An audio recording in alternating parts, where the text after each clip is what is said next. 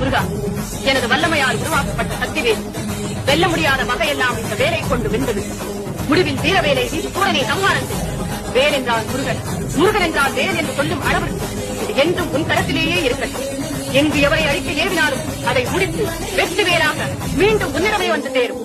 பக்தருக்கு ஞானவேல், பகைவருக்கு வீரவேல். இதோ வெற்றி. வேலவா, வேலோடு செல்லும் உன்னுடன் ஒரு மாபெரும் வீரனையும் துணையாக அனுப்புகிறேன்.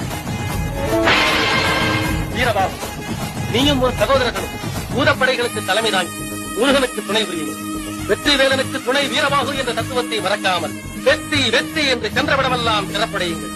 தாயே, சுற்றி நில்லாதே போ மகையே, துள்ளி வருகிறேன் என்ற தாரக மந்திரத்தை சொல்லிக் சொல்லி தீமையை ஒழித்து பெண்மையின் தன்மையை வீரத்தில் ஏற்றி விடுகிறோம்.